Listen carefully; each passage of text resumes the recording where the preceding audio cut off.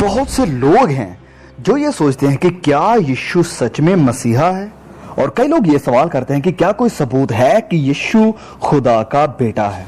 और जो आज आप देखने वाले हैं वो ये है कि कैसे पुराना नियम जो कि प्रभु यीशु के सैकड़ों साल पहले लिखा गया था, वह प्रभु यीशु मसीह की सारी जिंदगी को डिटेल में बताता है। तो आज बहुत बड़े रहस्य को आप खुलता हुआ देखेंगे और आप देखेंगे कि कैसे पुराना नियम प्रभु यीशु के आने और उसके कुर्बान होने के एग्जैक्ट साल को बताता है, और आप देखेंगे कि कैसे इतिहास ने इस सब को साबित किया है। आज हम देखने वाले हैं दानियल के 70 सप्ताह की भविष्यवाणी को।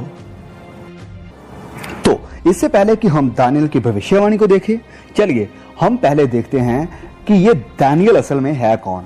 जब बाबल देश ने इजराइल पर हमला किया तो उन्होंने बहुत सारे इजरायलियों को गुलाम बना लिया, बंदी बना लिया, और उनमें से कुछ जवान लड़के थे जिनके पास वरदान थे और उन्हें स्पेशल ट्रीटमेंट दिया गया था, और उन्हीं में से एक था दानियल, और भविष्यवक्ता के रूप में उसकी एक पहचान बन गई थी। और इस किताब की शुरुआत में ही हम देखते हैं कि इस अजनबी जमीन पर वह परमेश्वर का एक इंस्ट्रूमेंट बनता है, और इस किताब के मध्यम और आखिर तक बहुत सारे दर्शन दानियल को दिए गए, और उन्हीं में से एक दर्शन था प्रभु यीशु मसीह के इस पृथ्वी पर आने और कुर्बान होने का एग्जैक्ट साल जो उसे बताया गया था। तो ये वीडियो बहुत ही खास होने वाली है, बहुत ही आशीषित होने वाली है, इसलिए इस वीडियो को बड़े ध्यान से और मन को इस वीडियो पर लगाकर सुनना। तो जब हम दानियल की किताब को देखते हैं तो अध्याय 9 तक दानियल को बहुत सारे विजन परमेश्वर ने पहले से ही दे दिए हैं अंतिम समय को लेकर। तो अब दानियल जानना चाहता है कि ये सब बातें कब शुरू होंगी। तो इन सब सवालों का जवाब देने के लिए जिब्राइल फरिश्ता प्रकट होता है और दानियल को बताता है कि कब मसीहा सारी दुनिया के सामने जाहिर होगा। तो यह बहुत ही महत्वपूर्ण है क्योंकि पुराने नियम से हम जान सकते हैं कि जो मसीहा है वह कब आएगा। तो यीशु के मसीहा होने को लेकर जो आर्गुमेंट्स है, यह भविष्यवाणी उन सबको शांत कर देती है, क्योंकि अगर हम पुराने नियम में जाकर ये देख सकते हैं कि किस साल मसीहा का आगमन होगा, तो क्या भविष्य में ऐसा हुआ था जब यीशु आए थे, क्या ये वही साल था? इस कारण ये वीडियो बहुत ही महत्वपूर्ण है, इसे बड़े ध्यान से समझना। तो चलिए शुरू करते हैं। तो फरिश्ता दानियल के पास आता है और उसे टाइम फ्रेम देता है 70 सप्ताह का, कि जब मसीहा आएगा, और ये सारे दर्शन पूरे होते हैं। दानियल अध्याय 9 वचन 24 में फरिश्ता दानियल से कहता है, तेरे लोगों और तेरे पवित्र नगर के लिए 70 सप्ताह ठहराए गए हैं, और उनके अंत तक अपराध का होना बंद हो और पापों को अंत और अधर्म का प्रायश्चित किया जाए, और युग युग की धार्मिकता प्रकट होए, और दर्शन की बात पर और भविष्यवाणी पर शाप दी जाए, और परम पवित्र का अभिषेक किया जाए। तो फरिश्ता दानियल के पास आता है और उसे 70 सप्ताह का टाइम फ्रेम देता है कि जब वह ये जो सब दर्शन देख रहा है उनका होना शुरू हो जाए। और फिर वचन 25 में वह उसे बताता है कि कब आपका मसीहा आएगा। तो ध्यान से देखिए, यह लिखा है, सो ये जान और समझ ले कि यरूशलेम के फिर बसाने की आज्ञा के निकलने से लेकर अभिषिक्त प्रधान के समय तक 7 सप्ताह बीतेंगे, फिर 62 सप्ताह। तो फरिश्ता यहां कह रहा है कि यरूशलेम के फिर से बसाए जाने की आज्ञा के निकलने से लेकर और अभिषिक्त प्रधान के आने के समय से पहले 7 सप्ताह और 62 सप्ताह होंगे। तो यरूशलेम के बनने की आज्ञा निकलने और अनॉइंटेड वन के आने का, यानी मसीहा के आने का वक्त होगा 69 वीक्स का।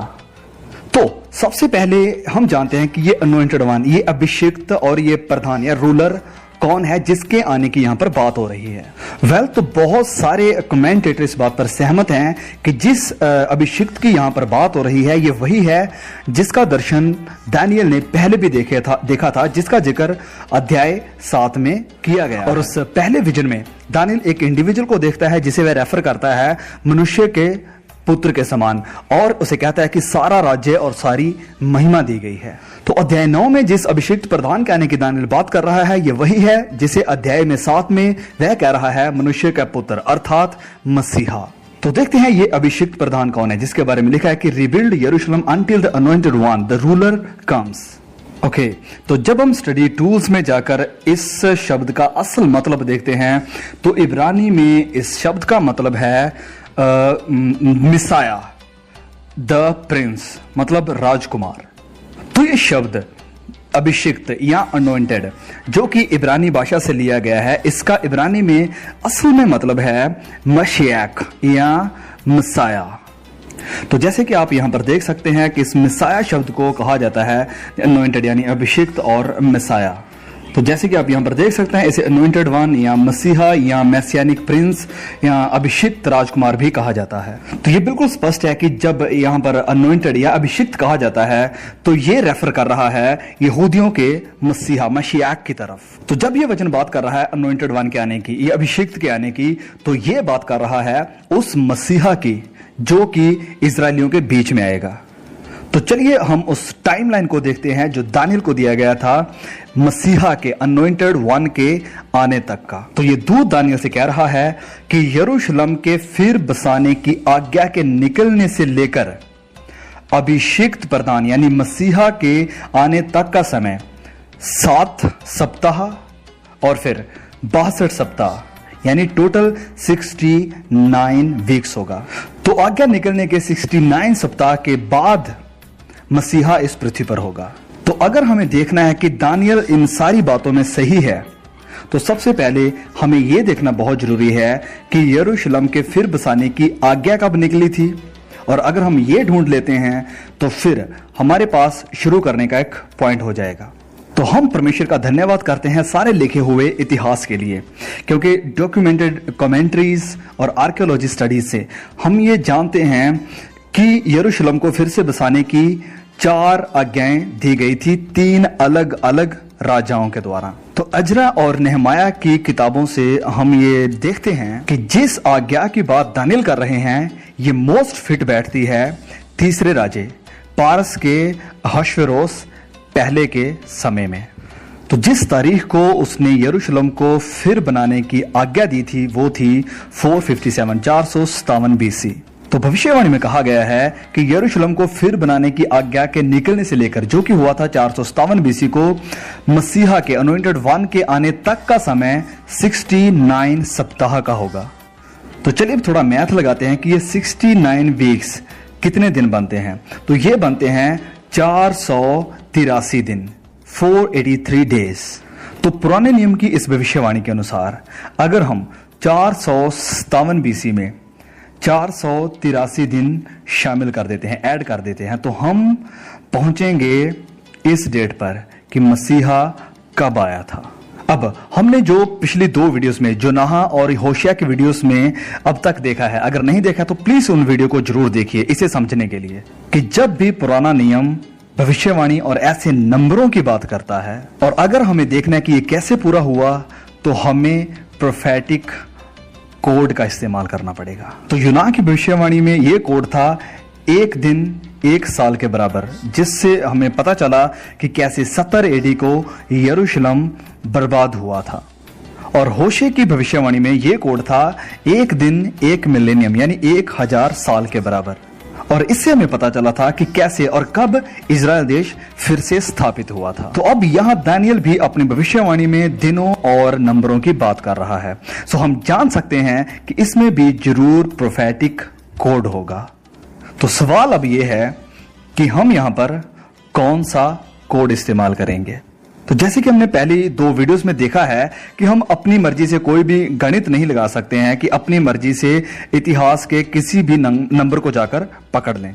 तो हमें सिर्फ वही कोड का iस्तेमाल करना है जो पवित्र बाइबल ने हमें दिया है। तो अब यहां जो दानियल की प्रोफेसी में जो कोड फिट बैठ रहा है वो है योनाह का कोड, 1 दिन 1 साल के बराबर।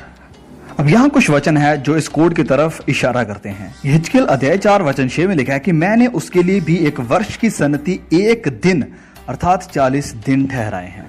गिनती अध्याय 14 वचन 34 में भी लिखा है कि 40 दिन उनकी गिनती के अनुसार दिन पीछे उस वर्ष अर्थात 40 वर्ष तक तुम अपने अधर्म का दंड उठाए रहोगे। तो यहां हमारे पास बहुत सारी उदाहरणें हैं प्रोफेसी के रिलेटेड कि जो दिनों में कहा गया है आने वाले समय में भविष्य में सालों में जरूर कुछ होगा। तो अब हमें यहां पर क्या करना है कि एक दिन एक साल के बराबर का जो कोड है उसे यहां पर अप्लाई करना है, बिल्कुल वैसे ही जैसे हमने यूनाह की भविष्यवाणी के साथ किया था। तो शुरू करने के लिए 457 बीसी में अब 483 दिनों की बजाय हम 483 सालों को इसमें ऐड कर देते हैं, तो ये हमें लेकर आएगा 27 एडी में। तो अगर आप काउंटिंग करेंगे तो ये आपको लेकर आएगा 26 एडी में, लेकिन एडी और बीसी में आप जीरो को एक साल के लिए इस्तेमाल नहीं करते हैं।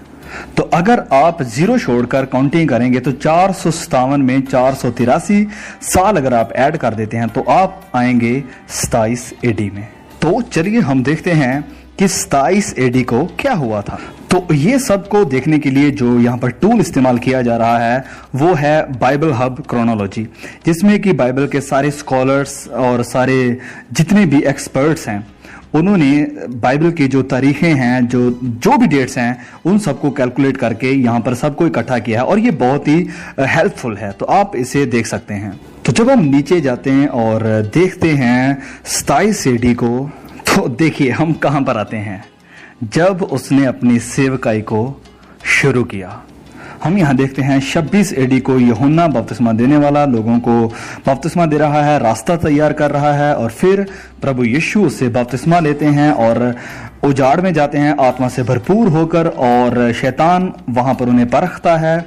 और फिर 27 एडी को यीशु ने अपने चेलों को बुलाना शुरू किया। इसीलिए दानियल से कहा गया था कि 483 साल के बाद मसीहा इस पृथ्वी पर होगा और स्वर्ग राज्य का काम शुरू करेगा।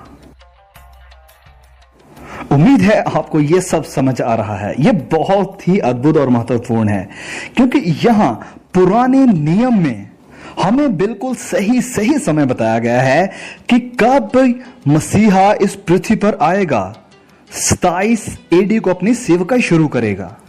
अब ये क्यों इतना महत्वपूर्ण है? क्योंकि ये सब पुराने नियम में है और आर्कियोलॉजिकल एविडेंस और ऐसे बहुत से और स्टडीज साबित करती हैं कि यीशु के आने से सैकड़ों साल पहले ये सब लिखा गया था। यीशु के देह में आने से पहले ये सब लिखा गया है। इस कारण ये बहुत ही महत्वपूर्ण है, क्योंकि अब हमारे पास कुछ ऐसा है जो ये स्पष्ट रूप से बताता है सारी दुनिया को कि यीशु ही वादा किया हुआ मसीहा है। और हां, एक और बात, इतिहास हमें बताता है कि 408 बीसी को यरूशलेम फिर से दोबारा स्थापित हुआ था, और यह भी एक जो पूरी हुई भविष्यवाणी है। और ये 408 बीसी 457 के 49 साल के बाद हुआ है, जो कि भविष्यवाणी के 7 सप्ताह हैं। 49 डेज टू ईयर प्रोफेसी, जैसे स्वर्गदूत ने कहा था। और फिर प्रभु यीशु हैं जो कि 27 एडी को आते हैं। अब एक बात है कि जब 27 एडी को प्रभु यीशु आए तो वह वैसे नहीं आए जैसे लोगों ने उम्मीद लगाई थी। देखिए, जैसे आज हम और आप बाइबल की भविष्यवाणियों की पढ़ाई कर रहे हैं, ऐसे ही कई यहूदी ग्रुप थे जिन्होंने बाइबल की भविष्यवाणियों की स्टडी की थी और वह दानियल की भविष्यवाणी के बारे में जानते थे और वह उम्मीद कर रहे थे कि 27 एडी के आसपास मसीहा जरूर आएगा। लेकिन उनकी उम्मीदें ये थी कि जो मसीहा आएगा वह बादशाहों की तरह, राजाओं की तरह इस पृथ्वी पर वापस आएगा। उन्होंने सोचा कि वह अपने आगमन में ऐसे आएगा कि वह सारे इंसानी राजाओं को गिरा देगा और अपना राज्य स्थापित करेगा। आप कल्पना कर सकते हैं कि जो लोग इस उम्मीद में थे, जब उन्होंने देखा कि ऐसा कुछ नहीं हुआ तो वह निराश हो गए थे। और उन समूहों में से एक ग्रुप था एसेन्स। उन्होंने सोचा था कि अगर 27 एडी को मसीहा आ रहा है तो अच्छा होगा कि हम इस रोमी साम्राज्य से बाहर चले जाएं, दूर चले जाएं, क्योंकि जब मसीहा आएगा तो वह अपने राज्य में सारे जो रोमी साम्राज्य हैं उनको नष्ट करेगा, उन्हें बर्बाद करेगा। सो इसलिए हम बाहर जाएंगे और अपना एक ग्रुप बनाएंगे और मसीहा के राज्य स्थापित करने का इंतजार करेंगे। और ऐसा ही उन्होंने किया। वह पहाड़ों में चले गए और जो लिखतें उनके पास थी उन्हें भी वह अपने साथ ले गए और वहां पर इंतजार करने लगे। और सैडली मसीहा वैसे नहीं आया जैसे उन्होंने सोचा था। तो जब वह डेड सी के पास गुफाओं में, पहाड़ों में, चट्टानों में थे और मसीहा के जो संसारिक राज्य हैं उसे स्थापित करने का इंतजार कर रहे थे, तो जो मसीहा था, अभिषिक्त था, वह वहीं पर था। वह अपने राज्य को स्थापित कर रहा था, शारीरिक तौर पर नहीं वरन आत्मिक तौर पर, पवित्र आत्मा के द्वारा। अब तो जब प्रभु यीशु अपने दूसरे आगमन में आते हैं तो वह शारीरिक तौर पर अपने राज्य को इस यरूशलेम में या धरती के ऊपर स्थापित करेंगे, क्योंकि जैसे मैसियानिक प्रोफेसी यानी पुराने नियम में कहा गया है, वह सब जो लिखा हुआ है जरूर पूरा होगा। आप देखेंगे वह सब पूरा होते हुए जब वह अपने राज्य को स्थापित करेगा और इस पृथ्वी पर राज्य करेगा, और ब्लेस गॉड कि हम सब उस राज्य का हिस्सा होंगे। तो दानियल की यह भविष्यवाणी अभी खत्म नहीं हुई है, क्योंकि आप जानते हैं कि फरिश्ते ने दानियल को 70 सप्ताह का टाइम फ्रेम दिया है, जबकि ये सारी भविष्यवाणी पूरी होंगी। और अब तक जो हमने देखा है वो इस भविष्यवाणी के सिर्फ 69 सप्ताह को ही देखा है। हमने देखा है कि 27 एडी को अनॉइंटेड वन या अभिषिक्त इस पृथ्वी पर होगा, लेकिन अब ये जो आगे का आखिर सप्ताह है इसमें क्या होगा, इसके बारे में क्या भविष्यवाणी की गई थी। तो आइए देखते हैं कि फरिश्ता इस एक सप्ताह यानी 7 सालों के बारे में क्या कहता है। हम देखेंगे अध्याय 9 वचन 26 में। अब तक हमने देखा है अध्याय 25 को, जिसमें जो 69 वीक्स है सिर्फ उसी के बारे में बताया गया था। तो आगे देखते हैं, आगे वचन 26 और 27 जो आखिर सप्ताह है उसको बयां करते हैं। तो जैसे मैंने बताया कि ये वचन बात करने वाला है आखिर सप्ताह के बारे में और मूव कर रहा है कि आखिर में क्या होगा। लिखा है, और उन 62 सप्ताहों के बीतने पर अभिषिक्त पुरुष यानी अनॉइंटेड वन काटा जाएगा और उसके हाथ कुछ ना लगेगा। अब ये यहां पर बहुत ही महत्वपूर्ण अद्भुत है। देखिए, क्योंकि पहले ये वचन कहता है कि जो अनॉइंटेड वन अभिषिक्त पुरुष वह आएगा, और अब ये वचन कह रहा है कि वह अभिषिक्त पुरुष यानी मसीहा काटा जाएगा। मुझे नहीं पता लोग कैसे सोच सकते हैं कि यीशु कैसे मर सकता है, क्योंकि ये वचन कह रहा है कि मसीहा काटा जाएगा। अब जब हम इस जो शब्द है नथिंग, इसका जब हम इब्रानी शब्द देखते हैं तो देखिए यहां पर लिखा है कि वह काटा जाएगा, लेकिन अपने लिए नहीं, नॉट फॉर हिमसेल्फ। तो अगर आप इस वचन को असल इब्रानी भाषा के अनुसार पढ़ते हैं तो ये ऐसे होगा कि अभिषिक्त पुरुष काटा जाएगा लेकिन अपने लिए नहीं। अब ये वचन ऐसे क्यों कह रहा है? क्योंकि प्रभु यीशु अपने लिए नहीं वरन आपके और मेरे लिए मरा था। अब अगर आप इस वचन को बाइबल के केजेवी वर्जन में देखते हैं तो वहां पर उन्होंने इसको डायरेक्टली इब्रानी भाषा से ट्रांसलेट किया है। तो यहां पर लिखा है कि मसीहा काटा जाएगा बट नॉट फॉर हिमसेल्फ, लेकिन अपने लिए नहीं। तो ये सब बातें बहुत ही हैरान कर देने वाली हैं, क्योंकि यहां पर लिखा गया है कि 27 एडी के बाद मसीहा आएगा और वह काटा जाएगा। तो चलिए अब आगे बढ़ते हैं। लिखा है कि आने वाले प्रधान, अब ये प्रधान कौन है हमने पहले से ही इसको देख लिया है, इसकी स्टडी कर ली है। तो लिखा है कि आने वाले प्रधान की प्रजा नगर और पवित्र स्थान को नाश तो करेगी। अब इस प्रधान की प्रजा कौन है? जो मसीहा है इसके लोग कौन हैं? तो उसे यहूदियों का राजा कहा गया है, तो उसकी प्रजा यहूदी लोग हैं। और हाँ, हम सब भी उसी की संतान हैं, उसी की प्रजा हैं, हम सब जिन्होंने मसीह पर विश्वास किया है। लेकिन इस कॉन्टेक्स्ट में जो प्रधान की प्रजा है, तो ये वचन इशारा कर रहा है यहूदी यानी इजरायली लोगों की तरफ। तो ये वचन कह रहा है कि यहूदी लोग उस शहर को और पवित्र स्थान यानी हैकल को डिस्ट्रॉय कर देंगे, नाश कर देंगे। लेकिन ये कैसे हो सकता है? यहूदी लोग खुद अपने शहर और अपने हैकल यानी सेंचुरी को कैसे नाश कर सकते हैं? तो चलिए आगे पढ़ते और देखते हैं। लिखा है, परंतु उस प्रधान का अंत ऐसा होगा जैसा बाहर से होता है, तो भी उसके अंत तक लड़ाई होती रहेगी, क्योंकि उसका उजड़ जाना निश्चय ठाना गया है। तो अब इससे पहले कि हम इस सवाल का जवाब जाने कि कैसे मसीहा की प्रजा, प्रधान की प्रजा ने शहर को और सेंचुरी को नाश किया, मैं आपको बताना चाहता हूं कि ये वचन 26 17वें सप्ताह, यानी जो कुछ भी आखिर सप्ताह में होगा, ये उसकी समरी है। वचन 27 इस बात को पूरी तरह स्पष्ट करेगा कि कब मसीहा काटा जाएगा और कैसे उसकी प्रजा शहर को नाश करेगी। तो चलिए पढ़ते हैं। और वह प्रधान एक सप्ताह के लिए बहुतों के संग दृढ़ वाचा बांधेगा। सप्ताह मतलब 17 इंग्लिश में लिखा है। तो यहां पर ये वह कौन है?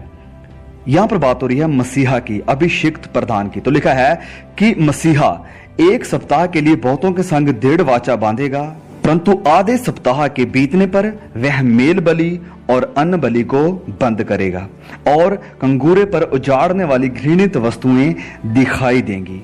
और निश्चय से ठनी हुई बात के समाप्त होने तक परमेश्वर का क्रोध उजाड़ने वाले पर पड़ा रहेगा। इंग्लिश में लिखा है until the end that is decreed is poured out on him। ये बहुत ही क्रिटिकल है। इंग्लिश में देखिए कि until the end that is decreed is poured out on him। इसको इब्रानी में पढ़ा जा सकता है हिम की जगह इट। हिंदी ट्रांसलेशन बहुत दूर है। इसको अगर हम इंग्लिश में फिर पढ़ते हैं तो इसको ऐसे भी पढ़ा जा सकता है कि upon the wings of the abominable temple until the end that is decreed is poured out on the desolated city।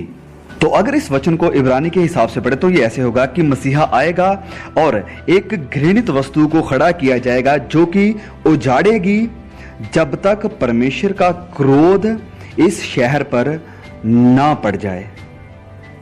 तो ध्यान दें इस बात पर, यहां पर बात हो रही है सिटी की, यानी शहर की। अब वचन 26 कहता है कि प्रधान यानी मसीहा की प्रजा यानी यहूदी लोग अपने शहर को नाश करेंगे। अब वह कैसे अपने शहर को नाश करेंगे? वचन 26 कहता है कि एक घृणित वस्तु को खड़ा किया जाएगा जब तक फिर परमेश्वर उनके शहर को उजाड़ ना दे, नाश ना कर दे शहर को। मतलब कि जब घृणित वस्तु को खड़ा किया जाएगा तो उनका शहर उजड़ जाएगा।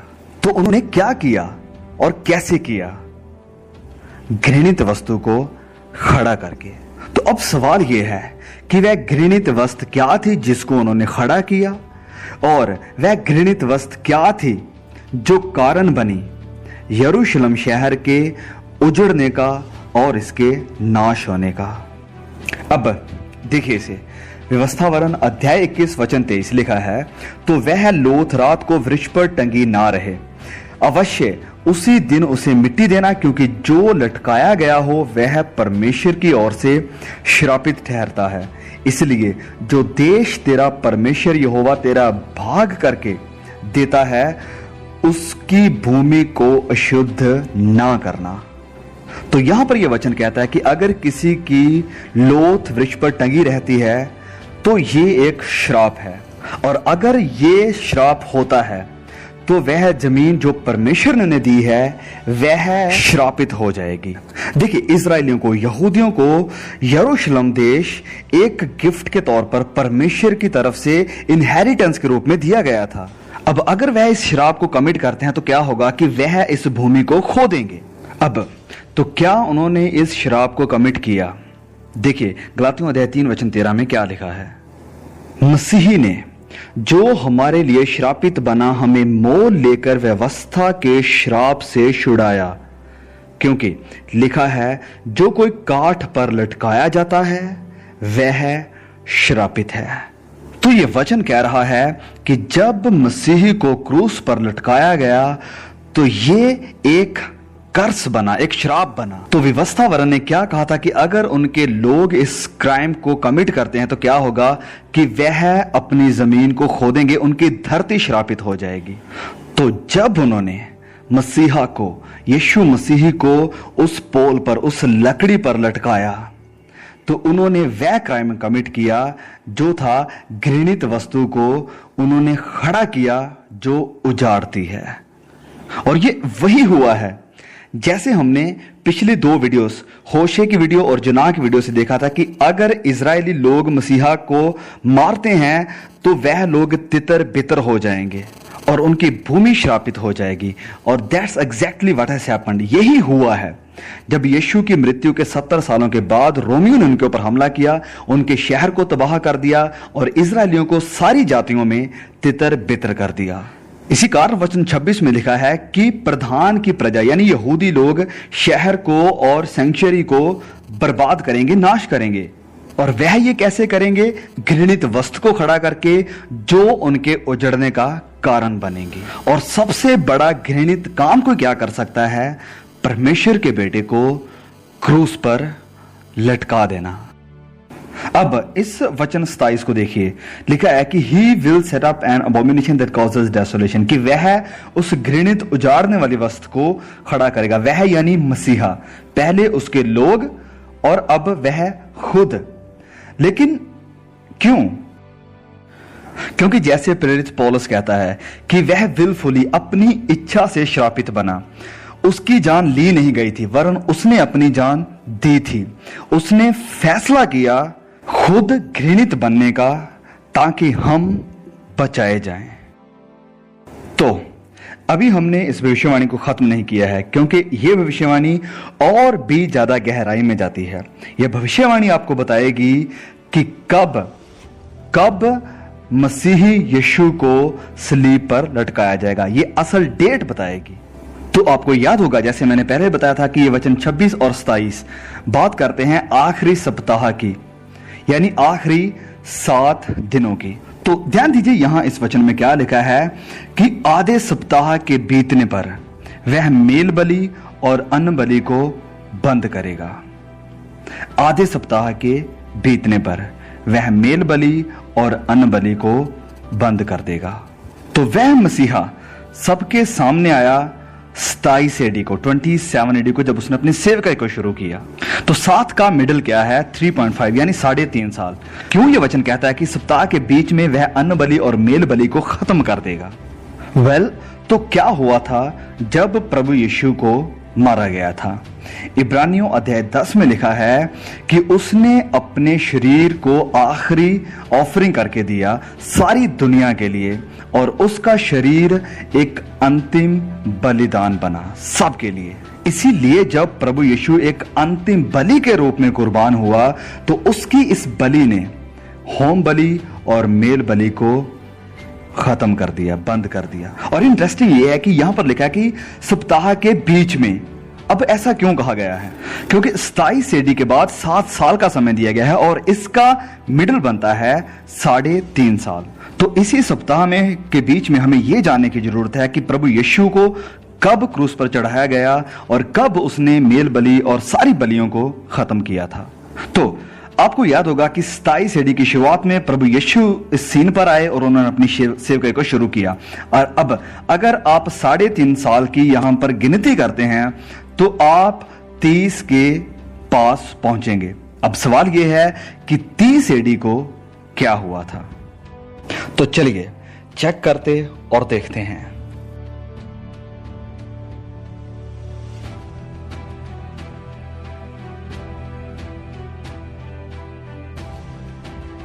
प्रभु यीशु का पकड़वाया जाना, दुख झेलना और उसे सलीब पर चढ़ाया जाना। तो 30 एडी को प्रभु यीशु को सलीब पर चढ़ाया गया था। जैसे पुराने नियम में बताया था कि 27 एडी को वह सीन पर आएगा, सबके सामने आएगा, और 3.5 साल के बाद उसे सलीब पर चढ़ाया गया। तो 30 एडी को यीशु को सलीब पर चढ़ाया गया, जैसे लिखा था उसके बारे में उसी समय कि वह अन्न बलि मेल बलि को खत्म कर देगा। बिल्कुल वैसे ही हुआ। तो यीशु का बलिदान पुराने नियम में बताया गया है। यह सब सैकड़ों साल पहले लिखा गया है। तो यह सब कुछ बहुत ही अद्भुत है जो इस भविष्यवाणी में हमें देखने को मिलता है कि इस आखिरी सप्ताह के मध्य में बीच में वह मेल बलि और अन्न बलि को खत्म कर देगा, उसे सलीब पर चढ़ाया जाएगा। और यह एक कारण बनेगा इज़राइल शहर के उजड़ने का और इस प्रधान के प्रजा के उजड़ने का, नाश होने का। तो इतिहास हमें बताता है कि 30 एडी को यीशु के सलीब चढ़ाए जाने के 40 सालों के बाद इज़राइल देश बर्बाद हो गया 70 एडी को। उनकी धरती नाश हो गई, उनका मंदिर नाश हो गया और यहूदी लोग तितर बितर हो गए। और अगर आप देखना चाहते हैं कि कैसे बाइबल ने ये पहले ही बता दिया था कि यीशु के मरने के 40 सालों के बाद यरूशलेम शहर बर्बाद होगा, तो प्लीज आप हमारी जो जुनाह के ऊपर वीडियो बनाई है उसे जरूर देखना, द जुनाह प्रोफेसी रिवील्ड। तो ये बहुत ही अद्भुत है, क्योंकि पुराना नियम सिर्फ यही नहीं बताता कि प्रभु यीशु कब इस धरती पर आएंगे, वरन ये भी कि किस साल उन्हें मारा जाएगा और उसके मारने के बाद उनका शहर नाश हो जाएगा।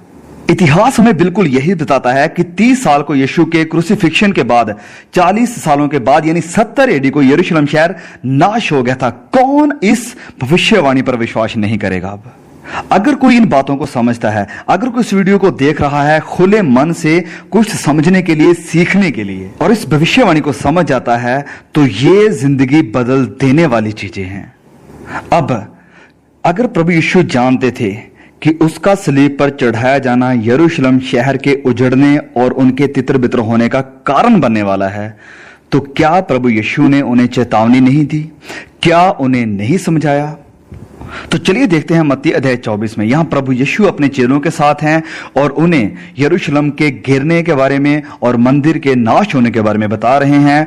और वचन 15 में वह उन्हें चेतावनी देते हुए कहते हैं, लिखा है, सो जब तुम उस उजाड़ने वाली घृणित वस्तु को जिसकी चर्चा दानियल भविष्यवक्ता के द्वारा हुई थी पवित्र स्थान में खड़ी हुई देखो, जो पढ़े वह समझे।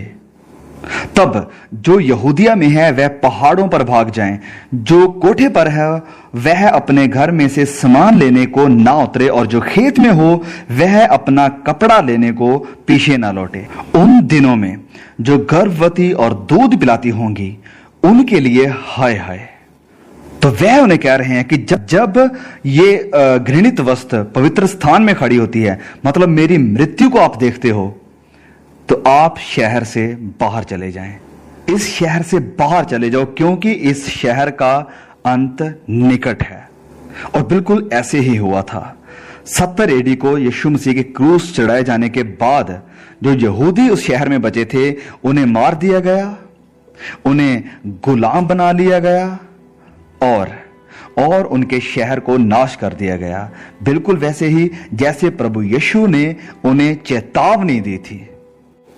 तो ये अध्याय 24 बहुत ही इंटरेस्टिंग है, क्योंकि इसी चैप्टर में प्रभु यीशु अपने दूसरे आगमन की बात करते हैं। तो कई प्रोफेसी टीचर ये मानते हैं कि प्रभु यीशु यहां पर सिर्फ 70 एडी की तरफ ही इशारा नहीं कर रहे हैं, वरन ये प्रोफेटिक पैरेलल है भविष्य में आने वाले समय को लेकर, जब भविष्य में एंटी क्राइस्ट आएगा और घृणित वस्तु को पवित्र स्थान में खड़ा करेगा। अध्याय 11 में दानियल फिर कहता है कि भविष्य में एक राजा आएगा जो एक घृणित वस्तु को खड़ा करेगा। और फिर दूसरा थेसलोनिकियों में प्रेरित पौलुस भी कहते हैं कि अधर्म का पुरुष यानी एंटी क्राइस्ट आएगा और अपने आप को पूज्य कहलाएगा, मतलब कि अपने आप को खुदा समझकर बैठेगा। इसी कारण बहुत से लोग ये मानते हैं कि दानियल की भविष्यवाणी का ये जो आखिरी सप्ताह, ये जो 7वां सप्ताह है, ये सिर्फ इसी के बारे में नहीं है जो अतीत में प्रभु यीशु मसीह के साथ हुआ, वरन ये पैरेलल है भविष्य में आने वाले 7 सालों के महाकलेश का। तो इस भविष्यवाणी में और भी बहुत कुछ है जिसे हम आगे आने वाले वीडियो में कवर करेंगे, लेकिन इस वीडियो से हमने बहुत कुछ सीखा है। दानियल के ये 17 सप्ताह जाहिर करते हैं कि मसीहा कब आएगा, वह कब मारा जाएगा और उसे मारने के बाद इजराइल देश के साथ क्या होगा। तो ये सब कुछ जो हमने देखा है ये सच में बहुत ही अद्भुत, बहुत ही अजीब है। पुराने नियम में प्रभु यीशु की सारी जिंदगी को और उसके बाद जो होने वाला है उसको भी पूरी तरह से एग्जैक्टली डेट के साथ जाहिर किया है। इस कारण मैं चाहता हूं कि मेरे भाइयों, मेरे बहनों, प्लीज इस वीडियो को ज्यादा से ज्यादा शेयर करें, क्योंकि हम सब मसीही के राजदूत हैं और उसके स्वर्ग राज्य में काम करने वाले सिपाही हैं। तो प्लीज इस वीडियो का लिंक को कॉपी करिए, अपने फेसबुक पर, इंस्टाग्राम पर, कहीं भी जो भी आप यूज करते हैं उसे वहां पर पेस्ट करिए, अपने व्हाट्सएप ग्रुप में, चर्च ग्रुप में, हर जगह इस वीडियो को दिखाएं ताकि लोग इस मैसेज को देखें। दानियल अध्याय 12 वचन 4 में लिखा है कि इस भविष्यवाणी का, दानियल की भविष्यवाणी का अर्थ तब तक समझ में नहीं आएगा जब तक आखिर रात ना हो जाए, जब तक एंड नजदीक ना आ जाए। तो आज परमेश्वर हमें सिखा रहे हैं, हमारे सामने बहुत सारे रहस्यों को खोल रहे हैं, क्योंकि वह चाहता है कि हम तैयार हो जाएं और इस बात को निश्चय जान लें कि वह ही सच में मसीहा है। क्योंकि कुछ है जो इस संसार में बड़े जोर से आ रहा है, जो लोगों के विश्वास को परखेगा, और परमेश्वर चाहते हैं कि उसके बच्चों का विश्वास चट्टान की तरह मजबूत हो। God bless you all. Please share the message.